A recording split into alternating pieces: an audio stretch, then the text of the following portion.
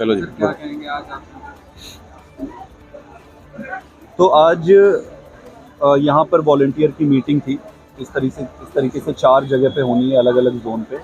और basic idea ये है कि आपने देखा होगा कि संगठन को पुनर्गठित किया जा रहा है। पुनर्गठित करने के 2 मुख्य कारण थे। जी। एक तो परिवार बहुत बढ़ गया है, बहुत सारे नए लोग जुड़े हैं, सबको उचित स्थान देना है।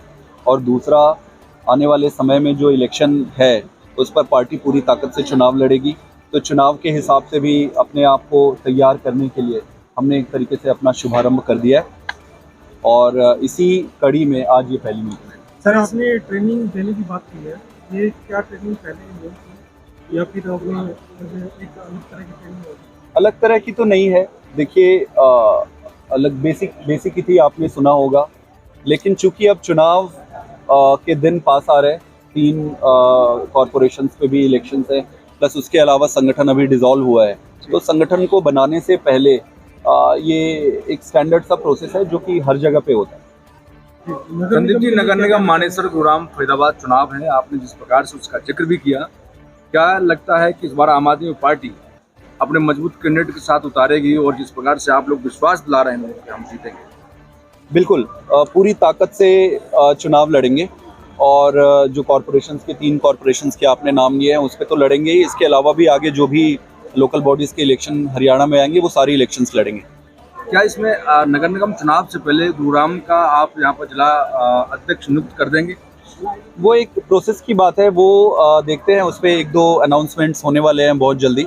बट वो एक स्टैंडर्ड प्रोसेस है, वो करेंगे। अभी सबसे इम्पॉर्टेंट चीज़ ये है कि कैंडिडेट सेलेक्ट करना, कैंपेन लॉन्च करना, और फिर इन सब करके फिर चुनाव लड़ेंगे अच्छे। साथ में आपने कहा कि हम इस बार हमारा परिवार बड़ा हो गया है, इसीलिए हम लोगों को अब पद देंगे, बल्कि क्या आधार, क्या उनके पास में आपने सोचा है कि वो कैसे लोग होने चाहिए जिन्हें जिम्मेदारी देनी चाहिए आम आदमी पार्टी की? देखिए, राजनीति में सभी अच्छे लोगों को जुड़ना चाहिए। सभी अच्छे लोग जब जुड़ेंगे तभी जाकर बदलाव हो पाएगा। आम आदमी पार्टी की विचारधारा को सब्सक्राइब करने वाले, उसको तारीफ करने वाले, जुड़ने वाले, केजरीवाल से जुड़ने वाले जी की संख्या काफ़ी बढ़ गई है। गांव-गांव में लोग आ गए। तो उस हिसाब से अपने संगठन को पुनर्गठित करने की बड़ी बेसिक सी प्रक्रिया है जो करनी पड़ती है हर जगह। तो उसी का ये पहला मीटिंग था। और मेरा ये मानना है कि अभी पिछले जैसे पंजाब चुनाव के बाद, फिर गुजरात चुनाव के बाद, हर गांव में आम आदमी पार्टी की पहचान बढ़ी है।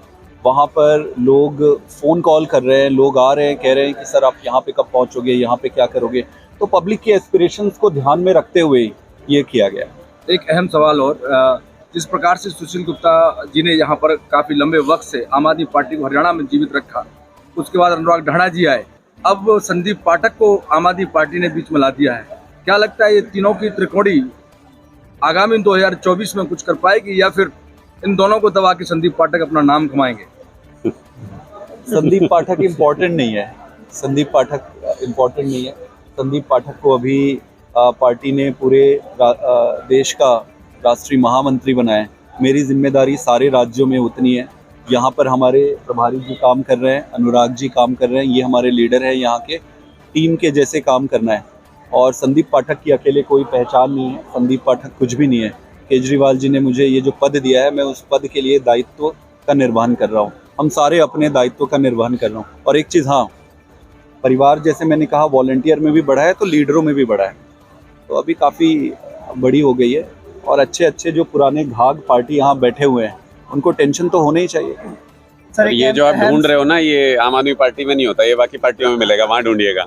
सर एक अहम सवाल तब खड़ा होता है जब कहीं ना कहीं लोगों के द्वारा एक सवाल निकल कर आता है कि बीजेपी का इतना नुकसान नहीं कर पाती आम आदमी पार्टी, उसको ज़्यादातर जो वोट रहता है वो कांग्रेस का काटती है। उस पर क्या कहना चाहेंगे आप?